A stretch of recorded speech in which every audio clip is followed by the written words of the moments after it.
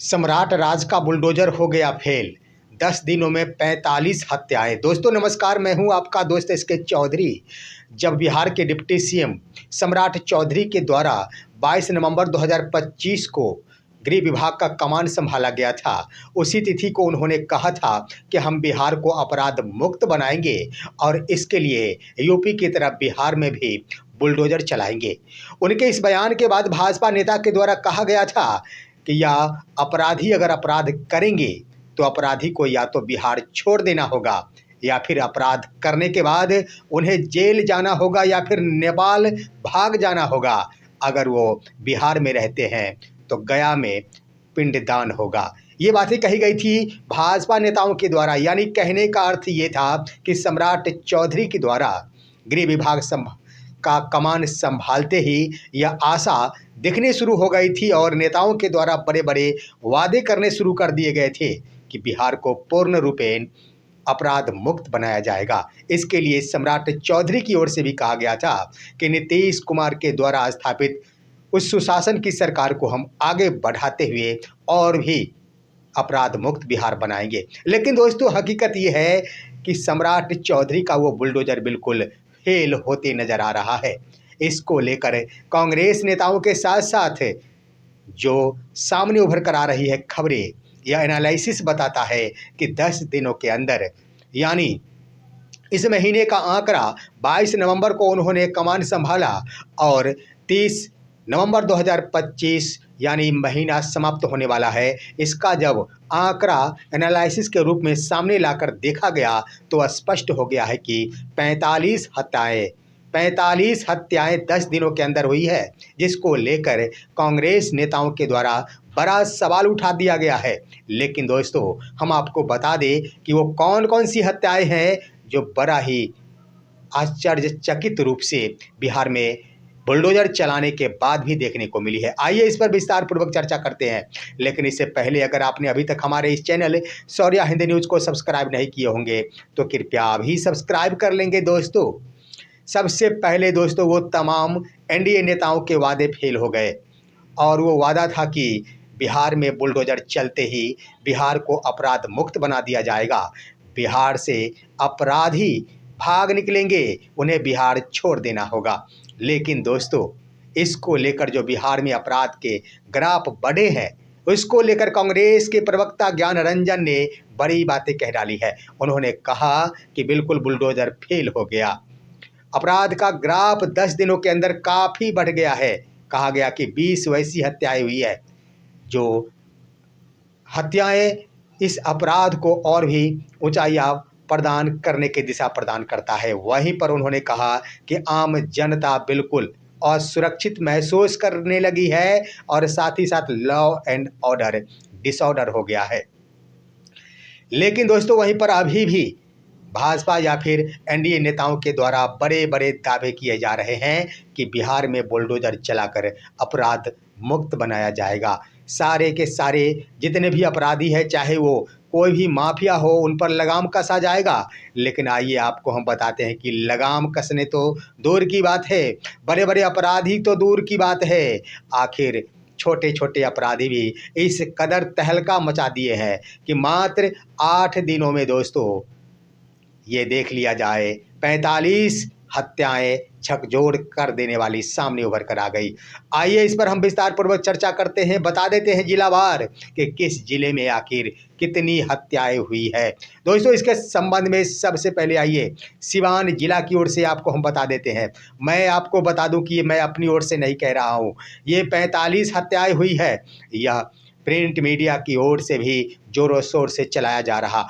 हालांकि इस पर हर किसी को चलानी चाहिए। बिहार की जनता असुरक्षित महसूस कर रही है, अपराध बढ़ जाने के कारण तो क्यों नहीं ऐसी खबरें चलाई जानी चाहिए। दोस्तों इसके क्रम में सिवान जिले में 21 नवंबर को खरहरा में दहेज के लिए एक महिला की हत्या कर दी गई।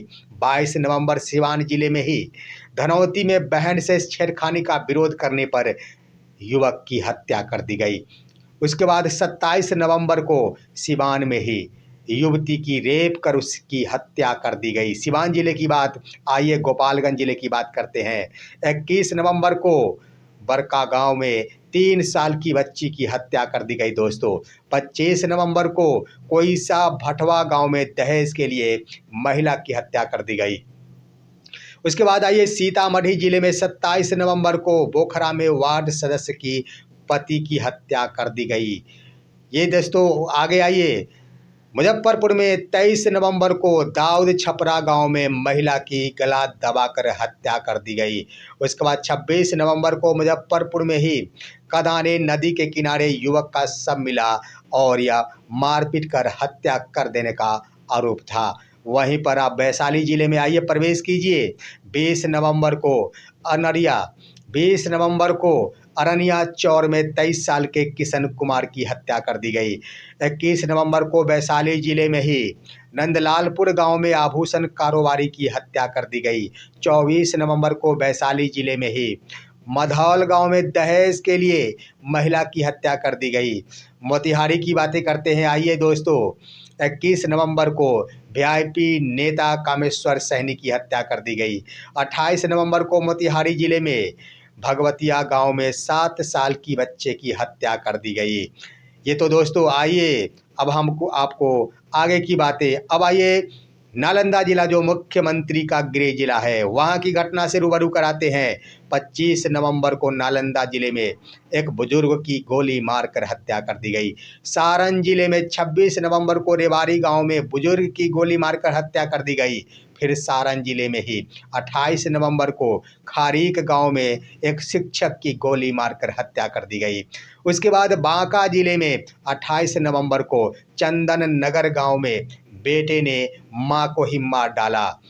उसके बाद अररिया जिले की बात दोस्तों, 21 नवंबर को टेकनी गांव में 45 साल के दीनानाथ विश्वास की हत्या कर दी गई। उसके बाद 28 नवंबर को ही अररिया जिले में गुणवंती पंचायत में पति ने पत्नी को ही मार डाला। कटिहार जिले में 26 नवंबर को जगदीशपुर पंचायत में 45 साल की महिला की हत्या कर दी गई और यह आरोप था कि रेप कर उनकी हत्या की गई थी। बांका जिले में पररिया गांव में पति ने पत्नी को मार डाला दोस्तों। उसके बाद आइए नवादा जिले की बातें करते हैं। 23 नवंबर को महिला की पेचकस और चाकू गोद कर हत्या कर दी गई, निर्मम हत्या कर दी गई।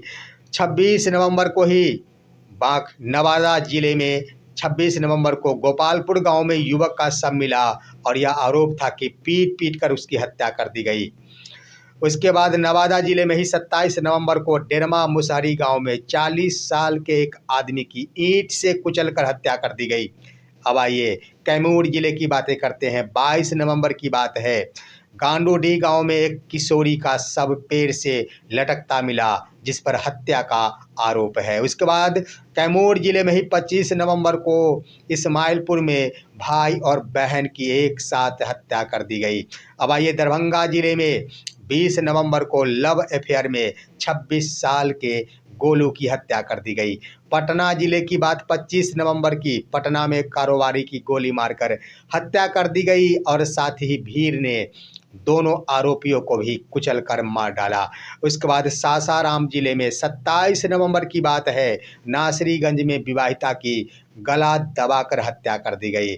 24 नवंबर की बात है, सासाराम जिले में डिहरा गांव में युवक ने पत्नी और पिता की हत्या कर खुद को भी गोली मार ली।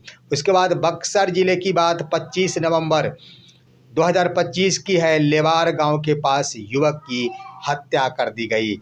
गया जिले की बातें करते हैं। 26 नवंबर को पेड़ से लटका हुआ एक युवक का शव मिला जिस पर की हत्या करने का आरोप है। वहीं पर 27 नवंबर को गया जिले में ही प्रेम प्रसंग में युवक की गोली मारकर हत्या कर दी गई। औरंगाबाद जिले में 28 नवंबर को सूरजमणि सिंह का शव सड़क के किनारे मिला जिन पर आखिर उस मामले को लेकर हत्या की आशंका दर्शाई गई और आरोपित किया गया। उसके बाद भागलपुर जिले में 26 नवंबर को लापता युवक का शव तालाब में मिला और यह खबर आई कि शराब पिलाकर उनकी हत्या कर दी गई। उसके बाद मधेपुरा 25 नवंबर को शिवपुर में एक बढ़ई की गोली मारकर हत्या कर दी गई। दोस्तों इस तरह से बिहार में 20 नवंबर से लेकर 30 नवंबर तक और 22 नवंबर को जब सम्राट चौधरी के द्वारा गृह विभाग का कमान संभाला गया, उसके बाद तो अपराध का ग्राफ इतना बढ़ गया है कि मात्र 10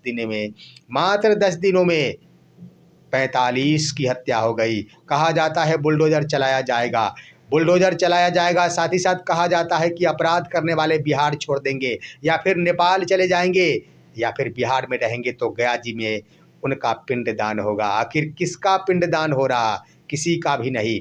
जो भले व्यक्ति है, जो ईमानदार है, जो गरीब है, उसी का पिंडदान मजबूरन किया जा रहा है। लेकिन अब देखना उचित होगा, फैसले लेने होंगे। जो वादा किया गया एनडीए सरकार के द्वारा, जो वादा किया गया, जो आम जनता के सामने विश्वास दिला गया कि बुलडोजर चलाकर हम अपराध मुक्त कराएंगे, उस विश्वास पर खरा उतरना होगा, ना कि उस बुलडोजर का उपयोग गरीबों के घरों को खाली कराने में किया जाना चाहिए, बल्कि अपराधियों पर नकेल कसने के लिए किया जाना चाहिए। दोस्तों, ये है आज की खबर। आप सभी इस पर क्या कहना चाहेंगे? अपनी राय कमेंट के माध्यम से दीजिए। हमारे इस वीडियो को ज़्यादा से ज़्यादा शेयर और लाइक कीजिए और अब दीजिए अपने दोस्त को इजाज़त। हम फिर मिलेंगे आपसे अगले वीडियो में। तब तक के लिए कहते हैं नमस्कार।